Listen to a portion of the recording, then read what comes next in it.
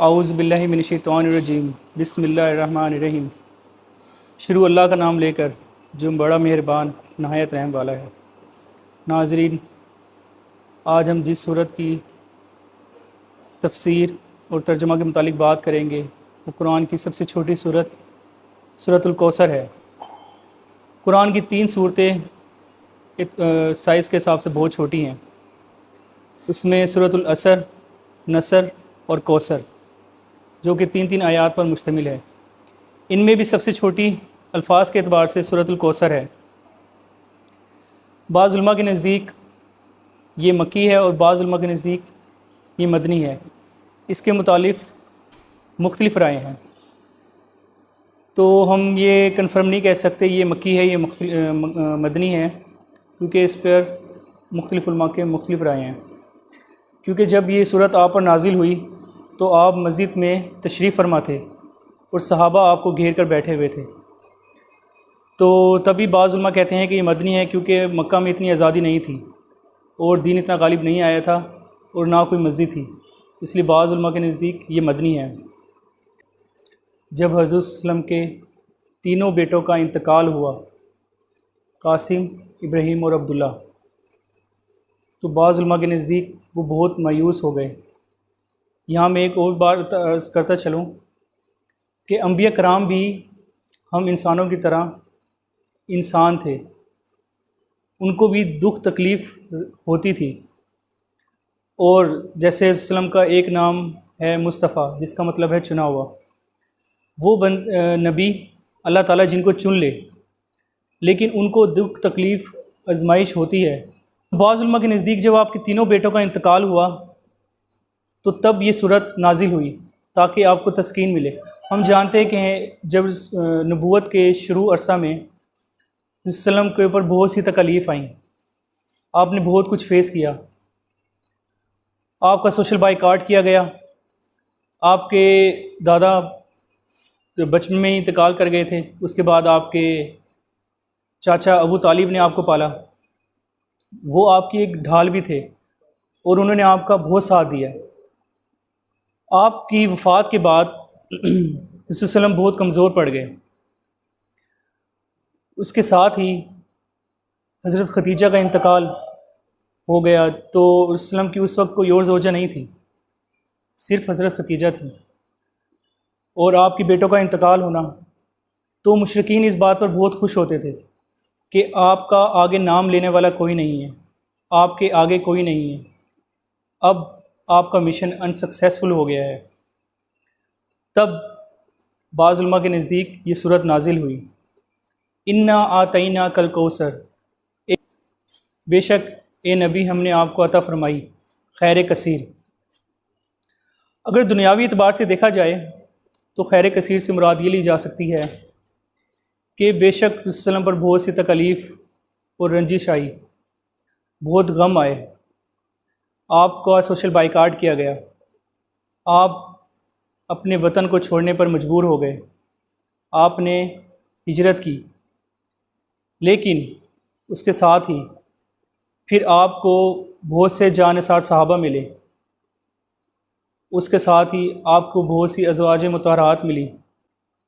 आप अपना शहर मक्का छोड़ने पर मजबूर हो गए थे, लेकिन जब आप वापस आए तो एक फ़ातिहा के तौर पर आए, और वही मुशरिकीन जो आपको जुल्म ज़्यादती करते थे वो आपके पैरों में गिर गए और माफ़ी तलब करने लगे। दुनियावी एतबार से ये खैर कसीर है।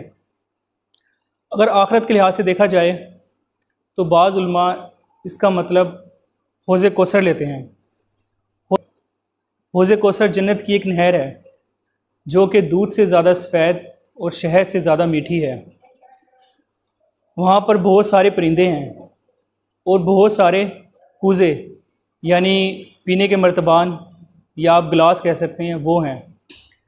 रवायत में आता है कि वो इतने ज़्यादा हैं कि जैसे आसमान पर सितारे, हम आसमान पर सितारों को नहीं गिन सकते, बेतहाशा हैं। इसी तरह वहाँ ये मर्तबान या कूज़े बहुत ज़्यादा हैं, तादाद में मौजूद हैं।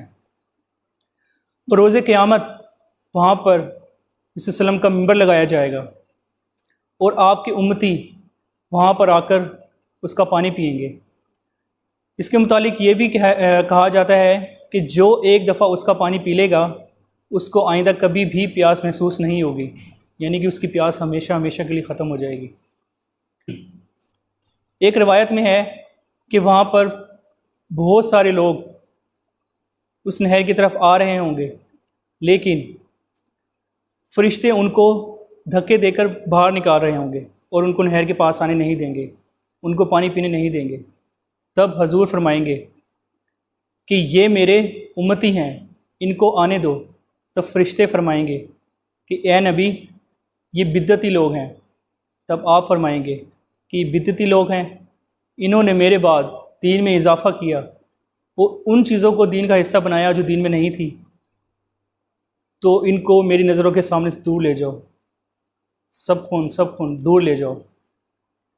नाज़रीन कराम, वो बिद्दती लोग उस रोज़ प्यासे रह जाएंगे और उनको हौज़े कौसर का पानी नसीब नहीं होगा। ये वही लोग हैं जो दीन में इजाफ़ा करते हैं, ये कोई खलाई मखलूक नहीं है, ये हम और आप में से ही लोग हैं। हम अगर अपने इर्द गिर्द नज़र दौड़ाएँ तो बहुत सी बिदअतों में पड़े हुए हैं, उन चीज़ों को दीन का हिस्सा बनाया हुआ है जो दीन का हिस्सा नहीं है। वो रस्में चली आ रही हैं और हम उनको छोड़ने का नाम नहीं लेते, बल्कि वो हमारे अंदर इतनी रच बस गई हैं कि हम उनको छोड़ने का तसव्वुर ही नहीं कर सकते। हम कहते हैं कि ज़माना क्या कहेगा। हमें ज़माने की परवाह नहीं करनी चाहिए और अल्लाह और रसूल के हुक्म पर चलना चाहिए। दीन हमारे लिए मुकम्मल हो चुका है, हमें इसमें इजाफ़ा करने की ज़रूरत नहीं है। अगर आपने ज़्यादा नेकी कमानी है, सबसे पहले तो आप फ़र्ज़ों का एहतमाम करें, उसके बाद और ज़्यादा नेकी कमानी है तो आप नफ़लों का एहतमाम करें। नफ़लों में इशराक, चाश्त, तहज्जुद की नमाज़, नफली नमाज, नफली रोज़े, सदका, खैरात, लोगों के साथ भलाई करना, बहुत से तरीके हैं। आप किसी भी तरीके से नेकी कमा सकते हैं। आप बिद्दत में ना पड़ें। बिद्दत से हम तो सोच रहे होते हैं कि हमें सवाब मिल रहा है, लेकिन वो सवाब नहीं होता, उल्टा हम अपने लिए गड़ा गोद रहे होते हैं। खुदारा इन चीज़ों से बाहर आएँ। तो ए नबी, हमने आपको खैर कसीर हौज़े कौसर अता की। हज़रत ईसा के हवारीन की तादाद 11 से 12 बताई जाती है। हज़रत सल्लम फरमाते हैं कि क़यामत के दिन कुछ नबी ऐसे होंगे जो अकेले आ जाएंगे, जिनके साथ कोई फॉलोअर, कोई मानने वाला नहीं होगा। कुछ ऐसे होंगे जिनके साथ 2 आएंगे, कुछ के साथ 3 और कुछ के साथ 80। मैं देखता हूँ कि वहाँ पर सबसे ज़्यादा कसीर तादाद बनी इसराइल यानी हज़रत मूसा अलैहिस्सलाम की कौम की है, और मैं उम्मीद करता हूँ कि उस दिन मेरी तादाद बनी इसराइल से ज़्यादा होगी। इंशाअल्लाह ऐसा ही होगा। तो ये भी खैर कसीर है। फसल्ली लिरब्बिक वनहर, तो ए नबी, आप नमाज कायम करें और कुर्बानी दीजिए। नहर का मतलब ऊँट की कुर्बानी है। इससे हम ये भी मतलब निकाल सकते हैं कि नमाज गोया शुक्र का एक तरीका है कि इंसान नमाज पढ़ता है तो एक किस्म का अल्लाह का शुक्र अदा कर रहा होता है। और इससे हमें ये भी पता चलता है कि जब हमें कोई खुशी मिले तो हमें नमाज के साथ कुर्बानी भी करनी चाहिए। जैसा कि बेटी की पैदाइश पर हम कुर्बानी करते हैं, बेटे की पैदाइश पर अकीक़े के तौर पर कुर्बानी की जाती है। इसी तरह 10 ज़िलहज्जा को कुर्बानी से ज़्यादा अज़ीज़ अल्लाह ताला को कोई और अमल नहीं है। जैसा कि अल्लाह ताला कुरान में फरमाता है, मांगो मुझसे सब्र और नमाज के ज़रिए। यानी कि हमें हर सूरत में नमाज नहीं छोड़नी, अल्लाह का शुक्र अदा करना है। हम पे कोई गम, तकलीफ़, मुसीबत आती है तब भी अल्लाह की मदद करनी है, और अगर हमें कोई नेमत अल्लाह देता है तब भी अल्लाह का शुक्र अदा करना है और नमाज कायम करनी है। इन्ना शाइना का हुवल अब्तर, बेशक तेरा दुश्मन ही बेनाम रहेगा। अब्तर का मतलब बेनाम, बेनस्ल या दुम कटा या जिसके पीछे कोई भी ना हो, ये मुराद है। तो बाज़ उलमा के नज़दीक अब्तर इस लफ्ज़ से पता चलता है कि ये इसलिए नाजिल हुई क्योंकि कुफ़ार मुशरिकीन इस बात पर खुश होते थे कि आप सल्लम की औलाद पै दर पै वफ़ात पा रही है, तो आपके पीछे नाम लेने वाला कोई ना होगा। तो अल्लाह फरमा रहा है कि बेशक तेरा दुश्मन ही बेनाम रहने वाला है। आज हम जानते हैं कि दुनिया में सबसे ज़्यादा रखा जाने वाला नाम मोहम्मद है, और मोहम्मद इस एतबार से भी है क्योंकि मोहम्मद सल्लल्लाहु अलैहि वसल्लम के नाम के मुख्तलिफ़ वेरिएंट हैं। जैसे MUH के नाम से भी मोहम्मद बनता है, MOH के नाम से भी मोहम्मद बनता है, बाज़ लोग एंड में AD लगाते हैं, बाज़ लोग ED लगाते हैं। इस तरह मोहम्मद सल्लल्लाहु अलैहि वसल्लम के मुख्तलिफ़ नाम हैं, वो लोग नाम रखते हैं। और जैसा कि हम जानते हैं कि अज़ान पूरी दुनिया में हर जगह हर वक्त हो रही होती है। सबसे पहले सुबह जापान में होती है, वहाँ अज़ान होती है और आप सल्लम का नाम अज़ान में आता है। फिर Bangladesh, India, Pakistan, Afghanistan, Iran, Malaysia, Indonesia, इस तरह ये सर्कल चलता हुआ USA तक जाता है। और जैसे ही USA में रात होती है तो सुबह जापान में स्टार्ट हो जाती है। इस तरह हर वक्त आपका नाम हवाओं में गूंज रहा होता है, आपका नाम हर वक्त मौजूद है, आपका नाम हर वक्त लिया जा रहा है, आपका नाम पुकारा जा रहा है, वहाँ भी लिया जाता है, आपकी सीरत पढ़ाई जाती है, आपका नाम वहाँ भी लिया जाता है। इस तरह आपका नाम हर जगह लिया जा रहा है। लेकिन मुश्रिकीन उनको कोई याद नहीं करता सिवाय इबरत के, उनका कोई नाम नहीं लेता, बल्कि उल्टा उनकी आगे वाली नस्ल उनको अगर उसके नाम से पुकारा जाए तो वो कहते हैं कि उनका नाम ना लो। जैसा कि अबू जहल के घर वालों ने जब इस्लाम कबूल किया तो लोग उनको अबू जहल के नाम से निस्बत देते थे।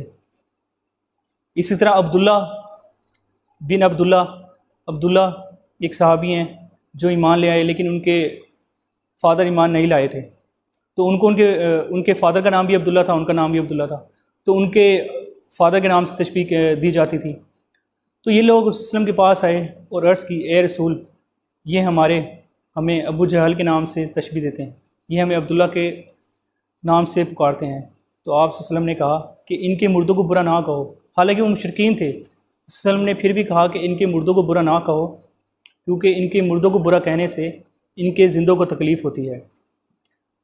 तो इन्ना शाइना का हुआ अबतर, उनका नाम लेने वाला कोई नहीं रहेगा, उनका नाम कोई नहीं लेता, उनके सिवाय इबरत के कोई याद नहीं करता। और सल्लम आपका नाम क़यामत तक कायम व दायम रहेगा। यहाँ मसले की बात एक मैं अर्ज़ करता चलूँ कि जैसा कि हम जानते हैं कि सल्लम की औलाद, ख़ास तौर पे बेटे, पै दर पै इंतकाल कर गए और वो उनको बचा ना सके। बेशक इसमें अल्लाह ताला की कोई हिकमत होगी और या अल्लाह ताला की मसलियत होगी, पता है।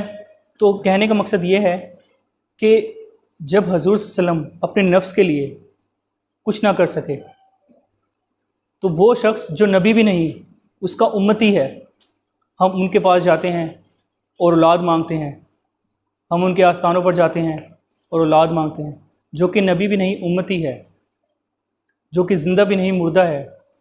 जब नबी अपने नफ्स के लिए कुछ ना कर सके तो हम इनसे क्यों मांगते हैं? ये हमारे लिए क्या कर सकते हैं? तो खुदारा इन खराफात में, इन बद्दतों में ना पड़ें और जो मांगना है अल्लाह से मांगे। जैसे कि अल्लाह ताला कुरान में इरशाद फरमाता है, अल्लाह जिसे चाहता है बेटे देता है, जिसे चाहता है बेटियां देता है, और जिसे चाहता है दोनों देता है, और जिसे चाहता है कुछ नहीं देता। चॉइस अल्लाह की मर्ज़ी, इसमें सिर्फ़ और सिर्फ मर्ज़ी अल्लाह की है। किसी के कहने ना कहने से, चाहने ना चाहने से कुछ नहीं होता।